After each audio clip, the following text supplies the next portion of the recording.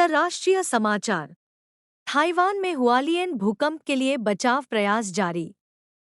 Taiwan आपदा प्रतिक्रिया केंद्र के आंकड़ों के अनुसार गुरुवार को दोपहर 12 बजे तक हुआलियन भूकंप से पूरे ताइवान में 2,498 आपदाएं हुईं, जिनमें कुल 9 लोगों की मौत हुई, अन्य 1,050 घायल हुए हैं और 101 लोग फंसे हुए हैं, जबकि 34 लोग लापता हैं। हुआलियन कस्बे के अग्निशमन विभाग के कार्यवाहक उप प्रमुख ली लोंगशेंग ने कहा कि गुरुवार को खोज और बचाव कार्य थाइरुको पार्क पर केंद्रित है। फिलहाल यह समझा जा रहा है कि फंसे हुए लोग सुरक्षित हैं। अगली बचाव कठिनाइयों का परिचय देते हुए ली लोंगशेंग ने कहा कि वर्तमान में खोज और बचाव इकाइयां सड़क पर गिरी चट्टानों को हटाने और आपदा क्षेत्र में आगे बढ़ने के लिए राजमार्ग ब्यूरो के इंजीनियरिंग वाहनों के साथ सहयोग कर रही हैं। सड़क पर चट्टान गिरने और भूकंप के झटके आने के कारण बड़े पैमाने पर खोज और बचाव उपकरणों का उपयोग तभी किया जा सकता है जब यह अपेक्षाकृत शांत हो। शी चिनफिंग ने वृक्षारोपण कर सुंदर चीन निर्मित करने पर बल दिया। चीनी राष्ट्रपति शी चिनफिंग ने पेइचिंग में एक स्वैच्छिक वृक्षारोपण गतिविधि में भाग लेते हुए कहा कि वर्तमान में पेड़ लगाने का अच्छा समय है। हम सभी लोगों से सक्रियता से वृक्षारोपण में भाग लेकर सुंदर चीन के निर्माण के लिए योगदान देने का आह्वान करते हैं, ताकि एक साथ मानव और प्रकृति के सामंजस्यपूर्ण सहअस्तित्व वाले चीनी आधुनिकीकरण का नया अध्याय जोड़ा जाए। गतिविधि स्थल पर उन्होंने कई पौधे लगाए। इस दौरान उन्होंने उनके साथ पेड़ लगाने वाले बच्चों से स्नेहपूर्ण बातचीत की।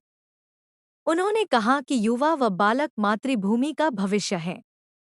बचपन से ही उनको सक्रियता से पर्यावरण संरक्षण में भाग लेना चाहिए। गतिविधि स्थल पर कार्यकर्ताओं और आम लोगों के साथ चर्चा करते समय शी चिनफिंग ने कहा कि वर्तमान वर्ष नए चीन के वृक्षारोपण दिवस की 45वीं वर्षगांठ है। चीनी जनता ने वृक्षारोपण में शानदार उपलब्धियां हासिल की हैं।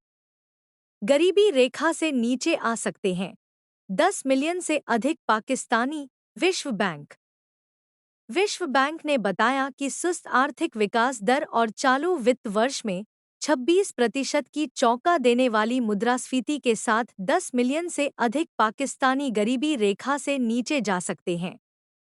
विश्व बैंक की पाकिस्तान डेवलपमेंट आउटलुक नामक द्विवार्षिक रिपोर्ट में देश की अर्थव्यवस्था की एक बहुत ही गंभीर तस्वीर पेश की गई है, जिससे संकेत मिलता है कि यह अपने किसी भी प्रमुख व्यापक आर्थिक लक्ष्य को पूरा करने में पीछे रह जाएगा। WB रिपोर्ट में यह बताया गया है कि पाकिस्तान को अपने प्राथमिक बजट लक्ष्य से भी चूकने की संभावना है, जिससे इस्लामाबाद कम से कम 3 और वर्षों तक घाटे में रहेगा। WB रिपोर्ट के मुख्य लेखक सैयद मुर्तज़ा मुजफ्फरी ने कहा, व्यापक आधार वाले उभरते आर्थिक सुधार के बावजूद गरीबी उन्मूलन के प्रयास पर्याप्त नहीं हैं। उन्होंने कहा, आर्थिक विकास दर 1.8% के मामूली स्तर पर स्थिर रहने का अनुमान है, जिससे गरीबी दर लगभग 40% पर बनी रहेगी।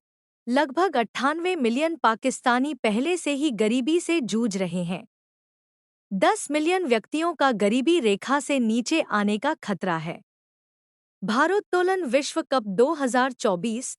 ली फापिन ने पुरुषों के 61 किलोग्राम वर्ग में 2 चैंपियनशिप जीती। थाईलैंड के फुकेट में आयोजित भारोत्तोलन विश्व कप 2024 में चीनी खिलाड़ी ली फापिन ने पुरुषों के 61 किलोग्राम वर्ग की प्रतियोगिता में स्नैच और टोटल रिजल्ट्स में दोनों चैंपियनशिप जीती और स्नैच विश्व रिकॉर्ड भी तोड़ दिया। स्नैच प्रतियोगिता में ली फापिन ने लगातार शानदार प्रदर्शन किया। पहले 2 प्रयासों में 138 किलोग्राम और 143 किलोग्राम सफलतापूर्वक उठाने के बाद उन्होंने तीसरे प्रयास में 146 किलोग्राम वजन उठाकर विश्व रिकॉर्ड तोड़ दिया। क्लीन एंड जर्क प्रतियोगिता में ली फापिन ने पहले 166 किलोग्राम वजन उठाया, लेकिन बाद के 2 प्रयासों में 173 किलोग्राम वजन उठाने में असफल रहे। अंत में उन्होंने 146 किलोग्राम के स्नैच, 166 किलोग्राम के क्लीन एंड जर्क और कुल स्कोर 312 किलोग्राम के साथ स्नैच और टोटल रिजल्ट्स चैंपियनशिप जीती। BNT की खास पेशकश।